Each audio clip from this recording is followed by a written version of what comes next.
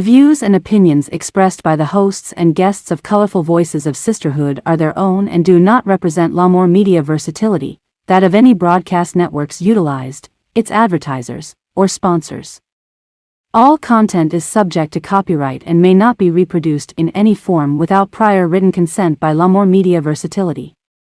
The views and opinions expressed by the hosts and guests of Colorful Voices of Sisterhood are for general public information and entertainment purposes only.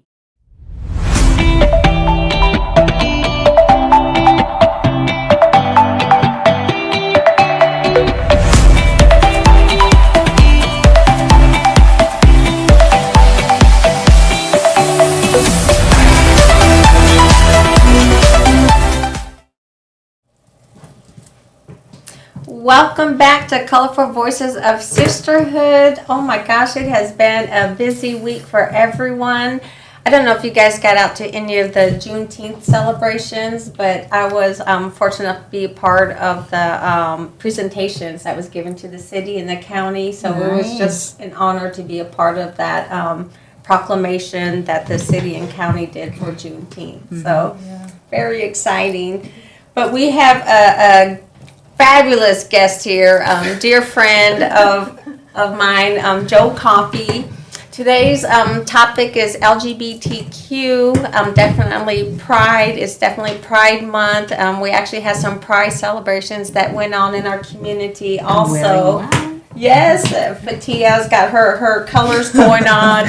So Joe, let the audience know who you are and tell them a little bit about yourself. Thanks. My name is Joe Coffey, and I am the Director of Community Engagement at One Place, which is a mid to large size nonprofit here in Onslow County. We moved to Onslow County about 7 years ago, having lived in Ohio for about 14 years, which is where my husband and I raised our son, who is still in Ohio.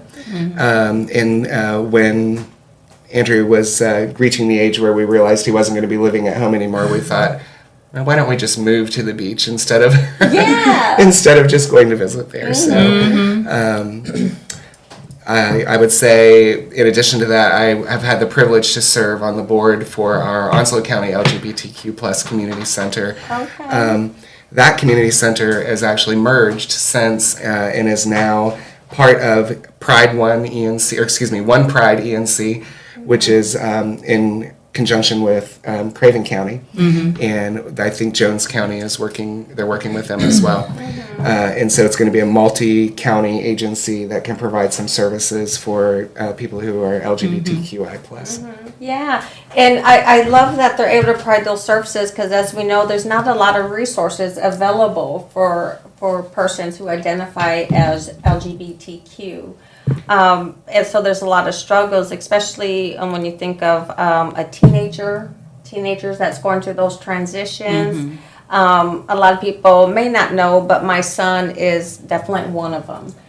He's 17 right now, but it was something that we noticed at a very young age, that he was unique in his personality and what he was interested in. And once he became a teenager, there was really it was hard for him to find other people to identify with. So I think it's important to have that type of resource available for them because, as we know, suicide is high in the LGBTQ community, and I'm sure you could expand on that, Joe. Sure. We were talking a little bit about this earlier. The LGBTQI community often has people who can tend to suffer a little bit because they can't find people that they identify with. They don't find people like themselves necessarily. And that isn't everyone's experience, but there is a large portion of the youth population whose story unfortunately ends in suicide. And there's another portion of that same population that I think is of great concern because they oftentimes will tell their parents, this is my identity, this is who I am. And it's important, I think, to point out that this isn't a choice. The choice is that they have told you. Yes. The choice is that they're telling the truth about who they are, and they feel vulnerable to share that with you. Unfortunately, sometimes their caregiver or parent then removes them from their home. and they don't have anywhere to go, and so those children end up homeless. There's certainly a high target for sex trafficking. Yes. They often turn to being sex workers. They dabble in alcohol and drugs, and then unfortunately that can lead to even more health issues. It certainly can lead to a criminal issue, and they really don't have a role model or someone to turn to. So having these services in communities around the world, and certainly in communities like ours, is really important. Oh, yeah. Yeah, and especially when you talk about, I couldn't imagine, my daughter or my son coming to me and saying, that's who they identify with, and throwing them out the house. That's a child I've raised since birth, and that would be the last thing I would want them to do, is put him in harm's way. So it really, I guess it baffles me that a parent or a caregiver would do that to their child. And this problem is not only here in the United States. I came from the Philippines, and LGBTQ communities over there is just as hard to accept. My nephew is LGBTQ. I asked him one time, when did he feel this pandemic that he's been feeling? But he told me since he was 6, 7. Can you imagine? Yeah. Yeah. But what I found out is, because of him being gay, they're very talented. They're smart. They're very creative. Yeah. When I was in college, also I have a friend in college, and he is the light of our group. Oh yeah. So. Yeah, and you don't want to diminish anybody's light, neither. Right. Right. I was telling Joe earlier, I noticed my son at a very young age that was potentially, who he was going to be. He loved to play dress up.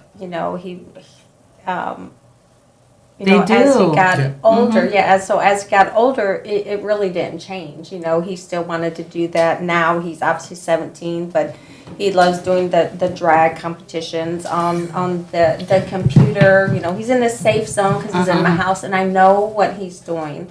So that's why I think it's so important for parents or caregivers to really, never shut their child away when they're coming to them, because sometimes you're the only trusted person that they have in their life, and if you close the door on them, it could really diminish their light. And he enters beauty pageant.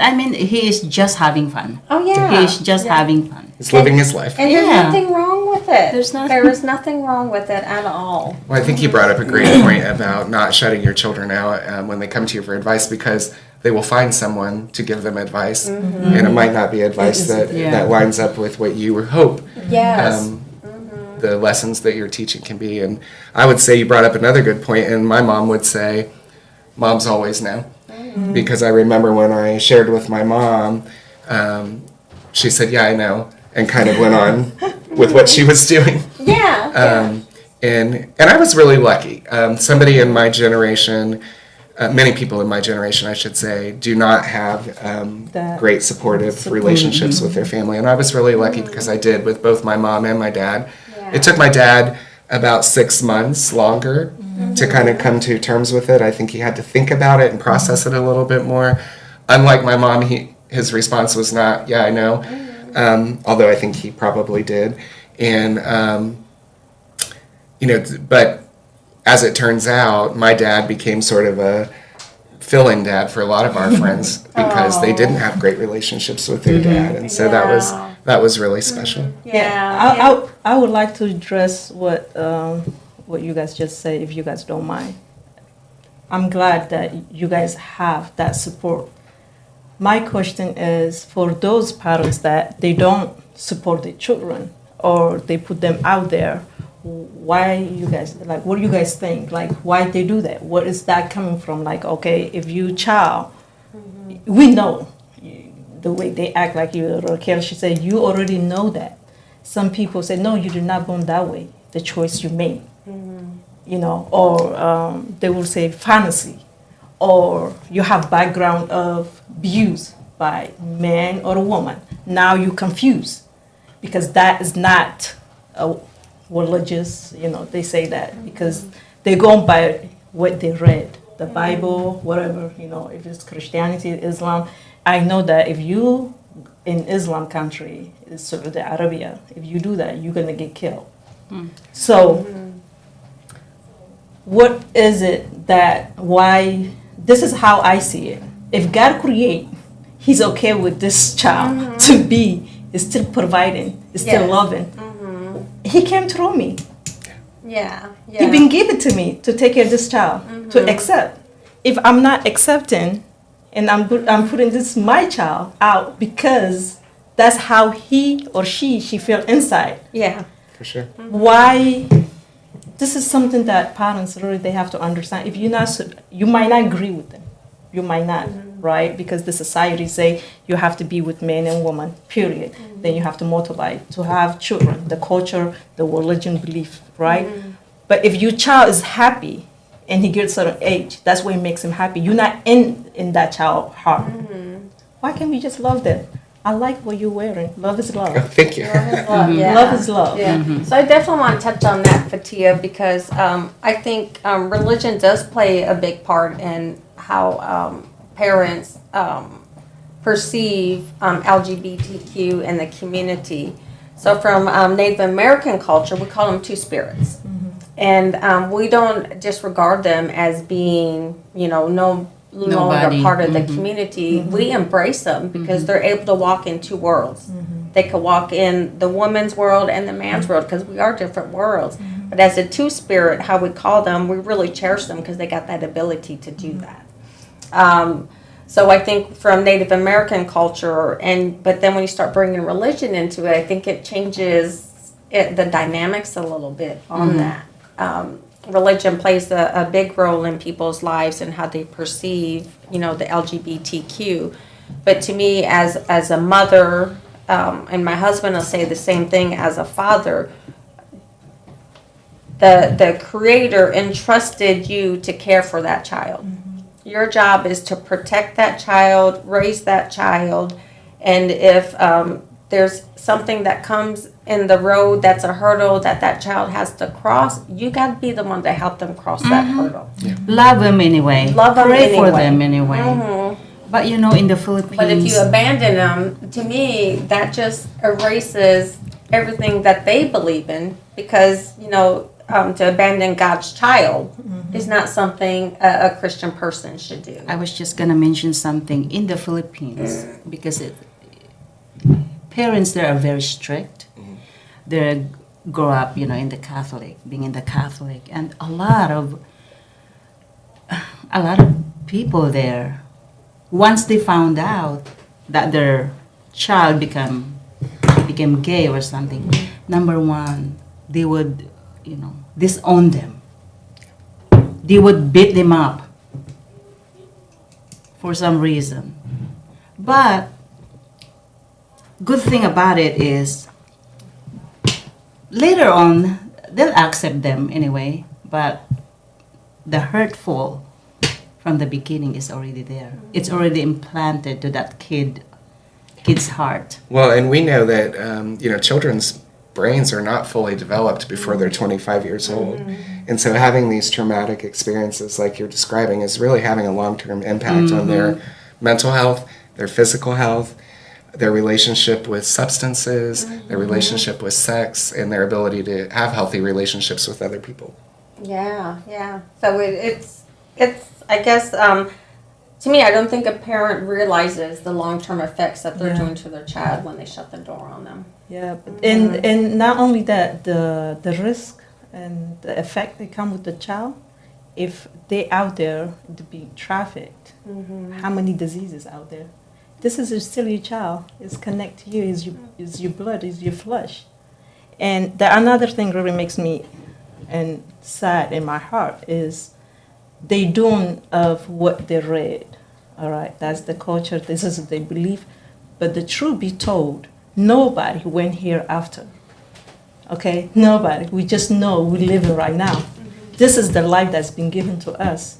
The fact that you're making this child that's been given to you for you to guard them, regardless if they listen or they don't listen. There are consequences, right? This is you believe that you can present to your child to teach them, but to put them out there. But God is not going to cut, if we say the Creator, is not going to cut the blessing. They will still, it will be easier to show love, to care for them. Hey, you make these choices, since we believe hereafter it's going to be heaven or hell, but nobody been there. But all we can do is loving our children, even when we don't agree to what they're doing. My guess is that a lot of times when people give that ultimatum of don't tell me that, or you're not going to be gay, or you can't live here anymore, they really are trying to force some sort of authority, and really believing perhaps on some level that this is a choice that their child is making, and it isn't. People are born who they are. The choice is whether or not you tell the truth about it. And so I think that sometimes parents think that they're going to be able to sort of lay down this law because these children probably have nowhere else to go. They don't have any money. They don't have a car.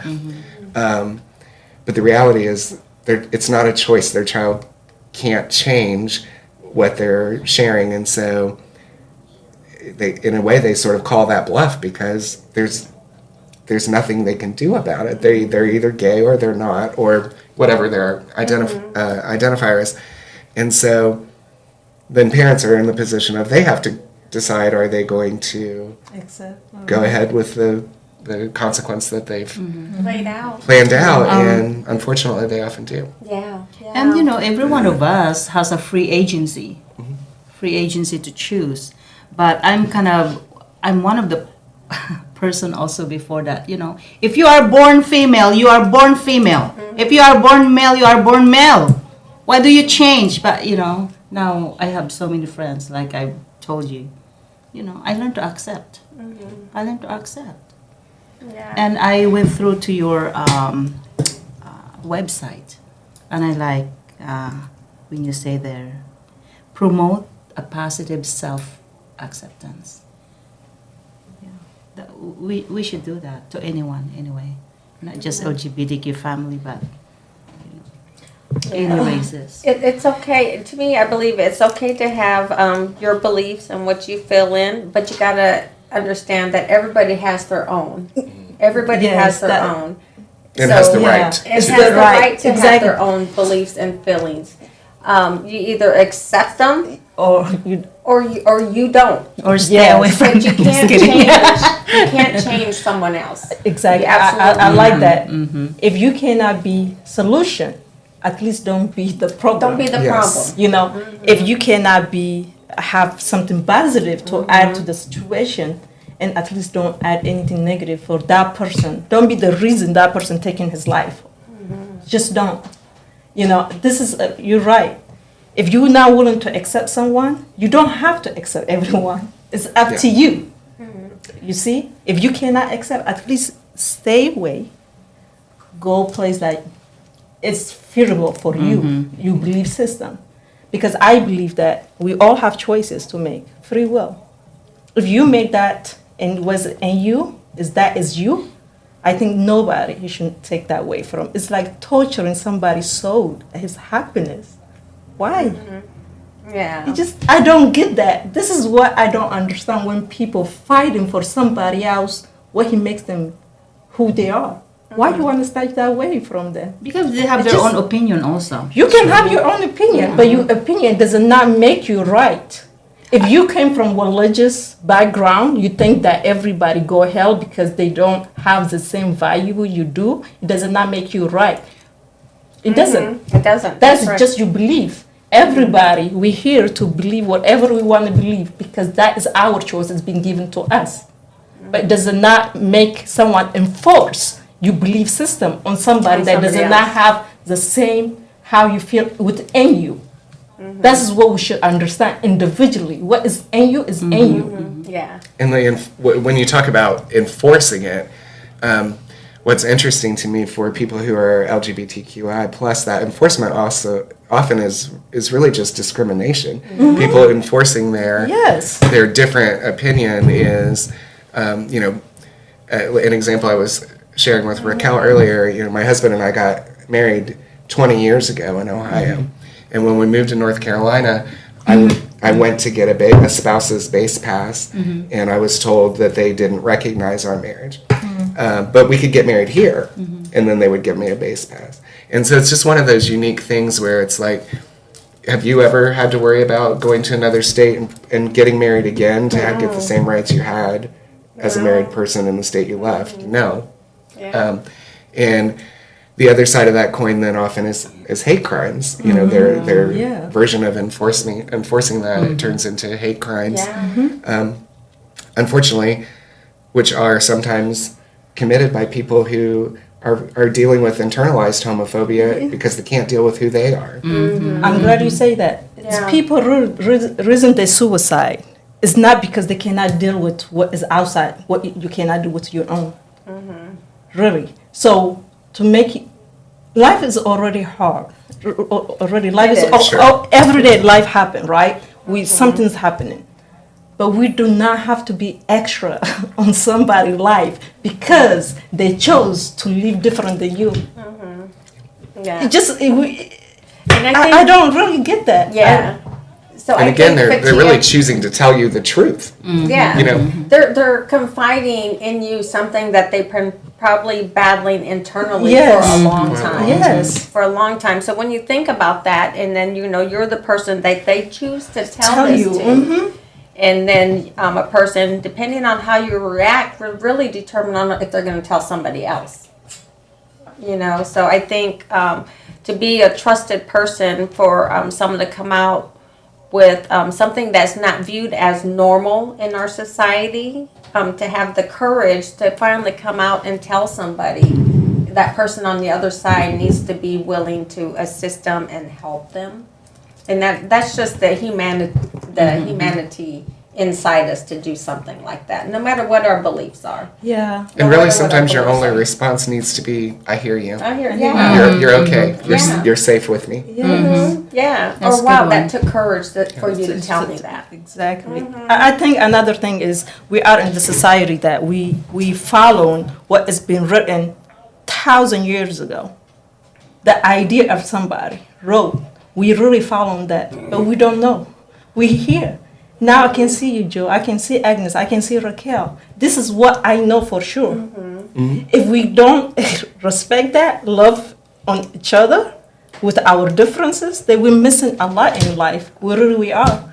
Yeah. Absolutely. Absolutely, Fatia. Absolutely. Because I think for the show, this is what we're about. We talk about tough subjects that nobody talks about at the dinner table. But I think at the end of each show, what we come out with, it comes down to acceptance. You're either going to accept the person for who they are or you're not. If you choose not to, that don't mean make that person's life more difficult in it. I think what's lacking in our society is just one word. We need to be kind. Kindness. Kindness. Yeah, because I definitely would want somebody to treat me the same way I treat people. No It matter. depends upon the situation, Raquel. You're right. You're right. Okay. There might be a time or two I had to jump on the table and show myself, but But really, yes, kindness begins with us. yeah. And then when you talk about the resources right now, because it's difficult for a person that identifies with LGBTQ to come out in the first place. But once they do, we got to have resources available for them. It's difficult. Just like Joe mentioned. I mean, really, every state they move to, they got to prove that they're married to each other. If it's not recognized, they marry again in the state. I mean, I don't have to do that with Johnny. So why would another couple have to do that? I will share this as an example too. When we adopted our son, even though in Ohio it was legal and perfectly accepted for same-gender couples to adopt, we had to leave the courthouse for the adoption and go across the street to an attorney and fill out a bunch of paperwork to ensure that if something happened to one of us, the other would retain custody of Andrew, because only one of us was allowed to be on the birth certificate. And so his birth certificate only has my name on it. There's no one else's name. And then for Andrew as an adult, oftentimes he's had to explain when when you have to give your birth certificate for various reasons as an adult. People are like, oh, this is a fake. There's no mother on here, or they printed you the wrong copy. And so then he has to go through this whole explanation. None of that's fair. Yeah, it's not fair. Yeah, it's not fair on the child that you guys took in when nobody else would. You see, that's it's really hard. When you think of a child in foster care. So I adopted 2 children. So when you think of a child in foster care, they're already feeling unloved as it is, for whatever reason why they're in there. And then you get a couple that wants to adopt a child, but then have to do all this extra stuff to do that. Well, and it's interesting too, because when children turn 5 years old, their odds of getting adopted in this country goes down at least by half. And then every year they age, it continues to go down and down and down. And so then you have couples that look like my husband and I, who go in and say, we want to adopt a child who is at least 5 years old. And so in some states like Florida and other states right now that are outlawing same-gender adoptions or same-sex adoptions, whatever wording they're using today. Yeah. It just seems so outrageous to me, because you've got this group of people who are saying, we want to adopt these children. And this other group of people who are saying, you're not capable or you're not good enough to adopt these children because of your relationship. It's ridiculous to me. And I said to Raquel earlier, as one adoptive parent to another, we had to go through all these trainings, these in-depth interviews, diving into our credit, our finances, home inspections, before we could have a child. But that's not the case for people who are having children naturally. So I would say They there could be child and leave right from the hospital to go home. Right away. Probably not as well prepared as Steve and I were after a year of different kinds of trainings and inspections and all these things. So it just seems ridiculous to me. But yeah, and it is. I'm gonna let and I think it's ridiculous, and I believe that it's not legal. I really don't believe that's legal to do that. When you look at our Constitution, and it's something I believe in, because, I served 26 and a half years in the Marine Corps to defend that Constitution and make sure everybody has the equal rights that they need. That a person born in the United States, no matter what their gender is or who they identify with, is still a United States citizen. And they fall under the Constitution and the rights afforded to them. So for someone in another state, and Florida I'm really looking at right now, because that's where my son wants to go to school. And it's not looking good for him, especially if he identifies as LGBTQ. I don't believe he'll be safe there. And as a mother, that's something you want to ensure is your child is safe. And if they're going to look at him like he don't have the same rights as everybody else, and something that I served 26 and a half years to defend, to make sure everybody has that right, that infuriates me. yeah. It really does. So what can we do to make it change to that? What can we do? I think we're doing it. We're having a Talking about conversation, and we're normalizing the conversation, and making it available for other people to hear and think about. I think that really is the first step, is to just bring people together and say, let's talk about this, and ask the question you want to ask, whatever it is. And if I can't answer it, I will say I don't know. I can't speak for X, Y, or Z. But if I can, I'll tell you what I think is true, and then let's go from there. And be kind to me, and I'll be kind to you. There you go. You're right. If we put inside the judgmental and this what is gonna happen here and after, if we really sit down and listen to one another, heart to heart, even the hardest conversation, I think we can talk about it. We can. And to me, it should not be hard for somebody. Oh, it shouldn't. If something that you are, to speak to you, Joe, it should not be hard. Like, this is you, this is me. Why? It shouldn't be difficult to communicate about it. Yeah. You know, the more we show, if we're trying to guard someone, I'm speaking of, because I came from both belief systems, Islam and Christian. Okay, I saw both what they did when they speak of religion. They didn't do well. I'm just being honest. Yeah. And if you don't guard people the way God He wants us, with love and kind, God He never enforce on people. If He does, we will not be here. No, just honestly, we will not be here. How many people think about getting up and it's gonna hurt people? He would have taken it. Go back and sleep. You're not gonna get up. But guess what? He gave us free will because He does not enforce on us. So if believe people that have that belief system, they should be more like him or she or whomever you identify with. What I'm trying to say is it should never be hard to communicate with anybody, something that is you.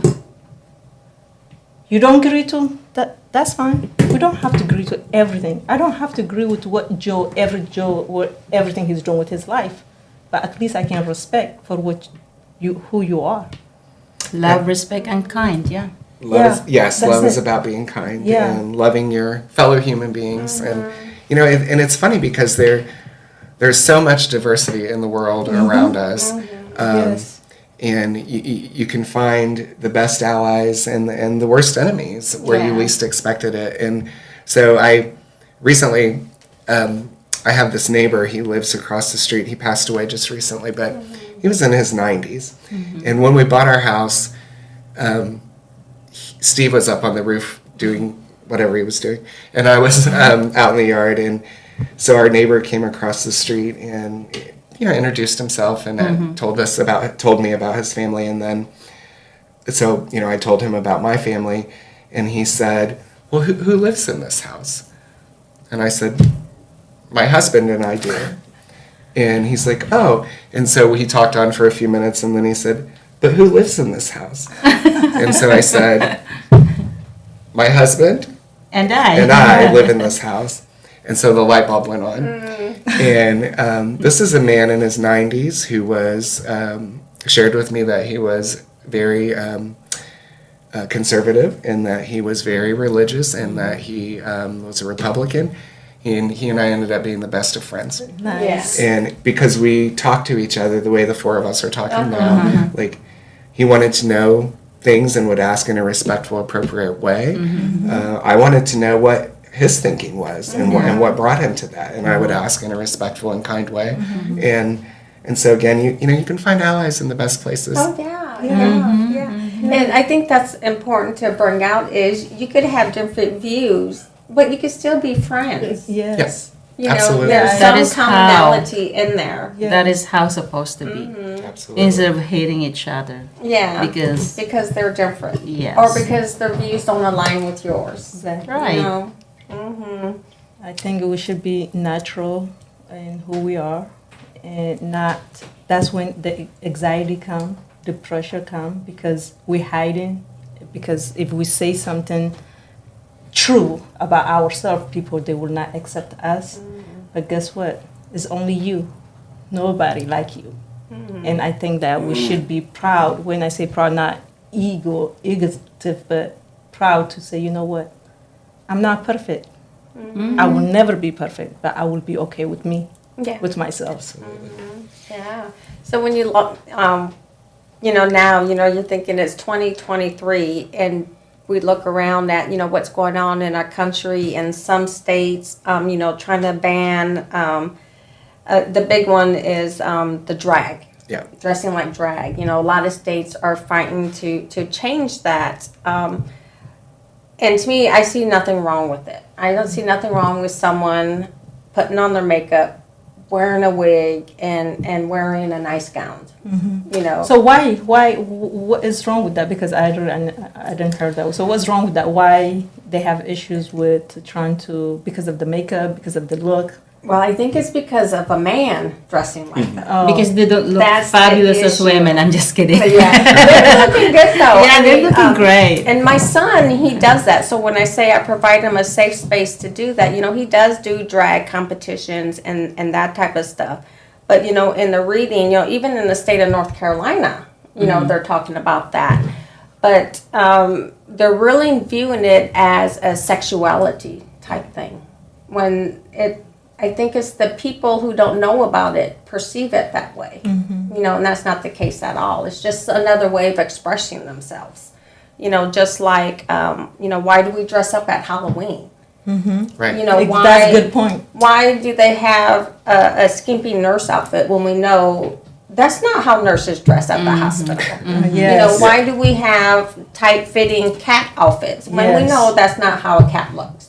So what I'm saying is they choose to pick what's It fit them. They that choose and fits pick. them. So this is again. I'm not trying to attack any religious and stuff. I'm not.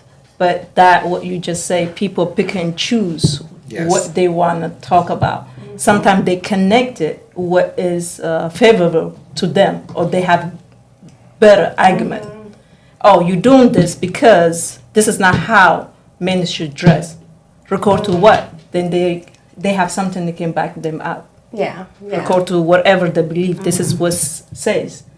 You see? What I think is fascinating about the drag argument is America has always been in love with drag queens. Oh yeah. If you think back to movies like Some Like It Hot, if you think back to movies or TV shows like Milton Berle, Mrs. Doubtfire, you could go on and on, but America's always loved drag queens. But Yeah. when I say that, it's in the context of comedy. And what makes people uncomfortable is when they don't think it's a comedic setting. And I would say that drag is an art form, and it's not something that I do, but I have lots of friends who participate in it, and it's fascinating. It's fun. Yeah, and it I is love art. it. I love it that you said it's an art form, because it is an art form, because it takes skill to do that. When I watch my son and how we could transform the way he looks, I'm like, oh my gosh, you should be in Hollywood. Yeah. To do that type of stuff. But to me, it's a way that a person expresses themselves, and for any government. So once again, I'm gonna get frustrated with the government. But to take that freedom of expression away from somebody. Who, I guess no one should have that ability to do that from anybody. No matter what their gender is, who they identify as, it's still a form of expression. So is it okay for me to put on a wig and makeup and a nice gown and go out and, yes, it'd be perfectly fine. It would be. And Dolly Parton even has said, Yes. I don't see the difference between me and a drag queen. I wear outrageous wigs. I wear heavy makeup. I wear revealing clothes. I don't get the difference. Yeah. Whatever. And that was a great point for her to bring out that. Right. I guess whatever makes you happy, go for it. Go for it. Yeah. Another Be thing who is you are. Yeah. another thing is people, they should look, especially government, and what is they really doing. They are hurting people, they are shooting, they are killing. So if it's dangerous, something that's gonna cost, you can say like, this is not safe. But if this is helping someone, why is the issues? I don't see it. Yep. But to me, when you exclude certain individuals, that there is segregating them and causing a form of hate on those individuals. Yeah. So I don't think, in that aspect, that our government is doing its due diligence in protecting a population of our people. Yeah, it's definitely a marginalized population. It's definitely a population that has few resources sort of dedicated. And I think to go back to what I heard a little bit in what you were saying, when you asked what do we do, of course normalizing the conversation and beginning to have safe places where people can have conversations is one step. But we really need to raise protective factors for these children and their families and provide concrete supports. We need to think about ways that we can create social networks for these families. And I was sharing with Raquel earlier, one of the larger or more quickly growing populations in our county are families that look like mine. Same gendered parents coming here. My child is not gay. My family is not gay. I'm gay. My husband's gay. And so being able to access resources where my child can see families like his would have gone a huge way when Andrew was a child. He's not a child anymore, but I think being able to think about how can we raise those protective factors for all families.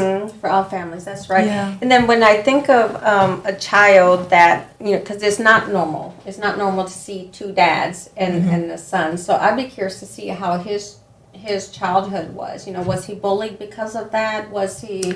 So we made a couple of mistakes along the way, I think, and the first one is all that... parents do. Yeah. We moved to a rural part of Ohio to raise Andrew, and we chose to do that because the school district had a great reputation for working with children who had special needs. Okay. And so Andrew was 7 when we started our visitation, and we already knew that he had some special needs, that he would need support to attend a public school.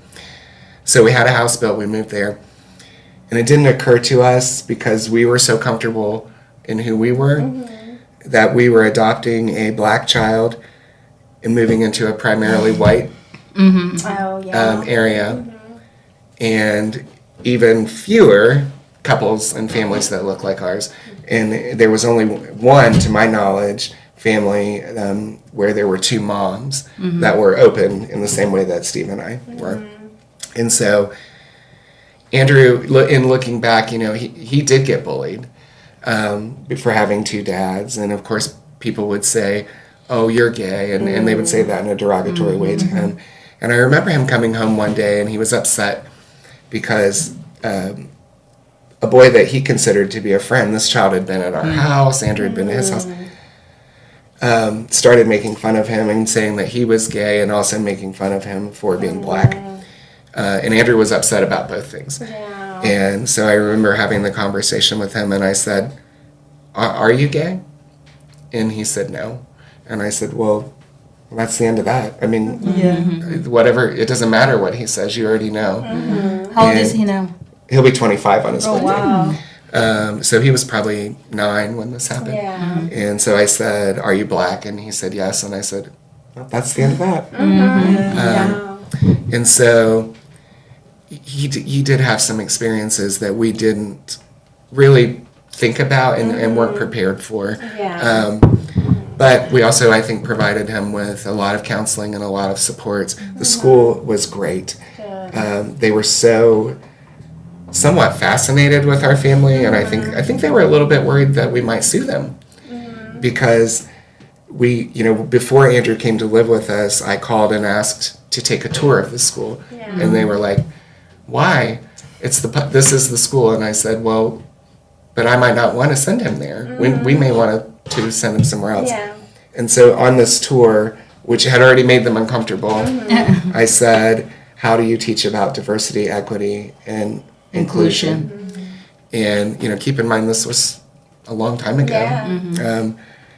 And there was no acceptable answer to that. And so I said, that's not an acceptable answer. Yeah. We are going to enroll our son here, but I will be following up on a regular basis about that. So I think Andrew felt like I had set up an adversarial relationship with the school district to start with. But it turned out great. But yeah. They were awesome with Andrew. The teachers were great. He did have a lot of fun. He played football, he played basketball, he played baseball. He had a lot of friends. Yeah. So it turned out fine. That's good. But when you think about, his friend that was with them, obviously the friend didn't have an issue with it until someone else put it in his head. His dad, unfortunately. Yeah. And that's what we got to be careful of because, as an adult, you have so much, I don't want to say power over a child, but so much influence over a child that's where hate can derive from, is just you mentioning a comment, whether it's about someone's race, their disability, how they live their life, that could potentially set that child on a different course that they wouldn't have normally taken. So it's really got to be cautious of what you say around young adults or minds that are growing, because you don't want to create I don't want to say a hateful individual, but you don't want to create animosity in a child that doesn't exist. And that's where a lot of it comes from, is learned behavior. Yes. For sure, From where they children see. learn hate and discrimination Well from the said. adults in their lives. Yeah. Well yeah. said, Raquel. Yeah, I like that. I like that. I think it's good to have parents like you have in accepting your children and love on them. Yeah. And you might not agree with the decision they make, at least love and care for them. I mean, when they get to a certain age, they will go on with their life regardless, and have that impact on them. Yeah. My mom, like you say, you came from that. Look at you today. How many people that didn't have that support, they're not even here today. So don't be the reason your child he will lose his life. Yeah, and I think it's important for us to also mention that there's always the person, the loudest in the room, is probably the one that shouldn't be. So, and they're always the loudest ones. So, we, the ones who know we're doing right, we got to start being more vocal about it. When we go into a room and we hear something that's not quite right, that, we Stand probably, up. stand up and say something. I think it's time, we're at that point now where no one should be afraid to say what their opinions are or what their beliefs are. Never let the person who is being the loudest of the room, but is not portraying the love and kindness that we want to share.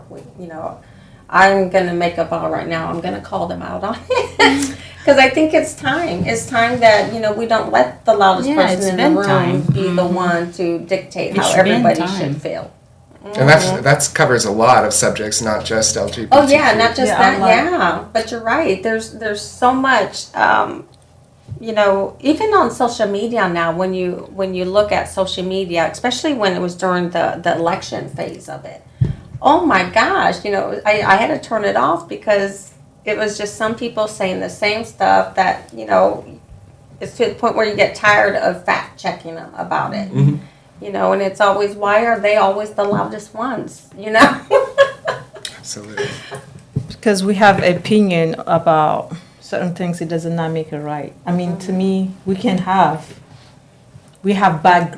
all came from different background, Sure. different race, different the way we get raised, and people have life before us. We have to be mindful and respectful, and about how we treat one another, how we communicate one another. If you don't have nice thing to say, probably we have to be quiet and listen. Yeah. There you go.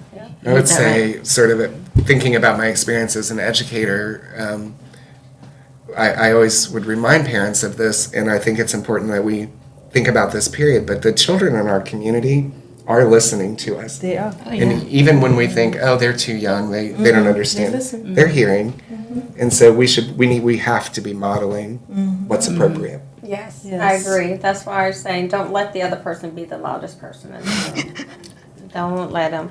And then, children, they fascinate me. When you look at how much they learn just in their first 5 years of life, all the learning that takes place, they're little sponges. They are. They just absorb, and so you're absolutely right, Joe.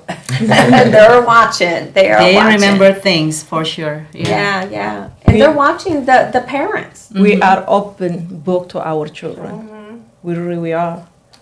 We think like they don't listen, they're not watching, they taking note. Oh, They yeah. do. Yeah, they do. Well, I was just gonna say that whoever is thinking, or maybe not thinking, or feeling that they would love to transition into, gay thing, they need to prepare themselves, because number one, they are going to lose family, they are going to lose friends, they get bullied. So you gotta prepare yourself. You gotta prepare yourself. You need to be strong and look for resources.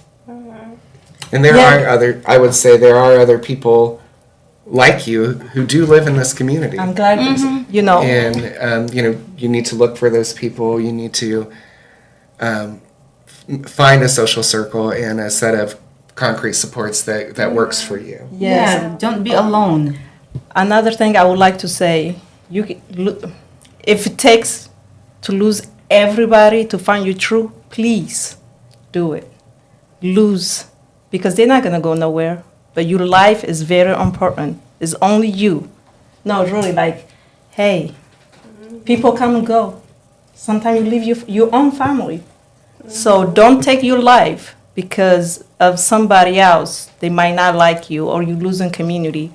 Always is other community that is gonna love you, accept you for who you are. Yes, yes. Follow your heart. And the resources, when you think about the resources at our fingertips, you have it.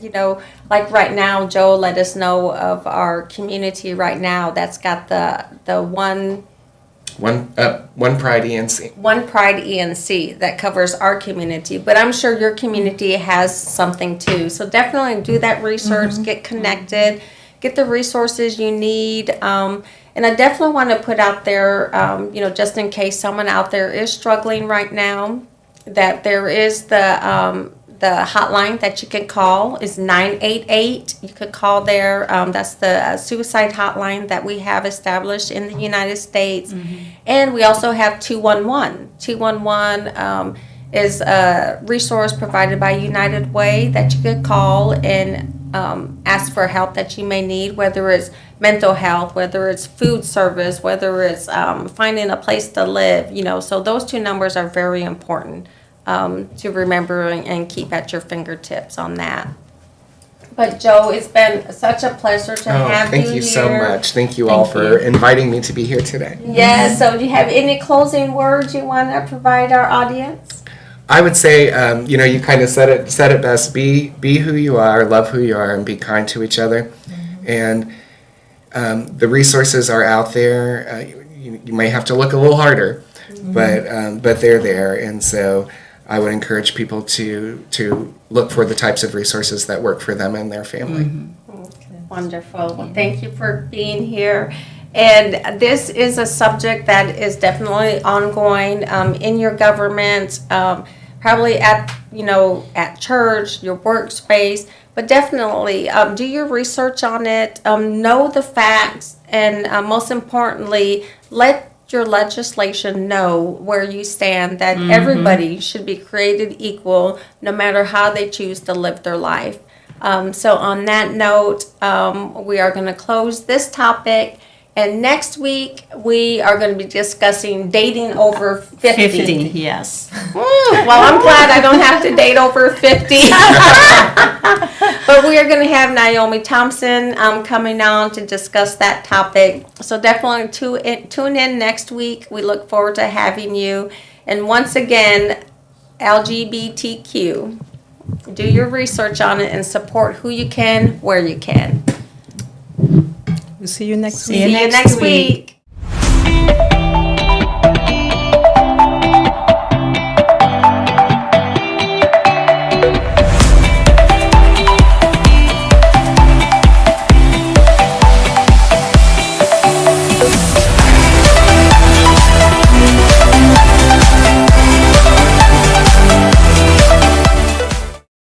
At L'Amour Media Versatility, we aim to provide comprehensive solutions to our clients.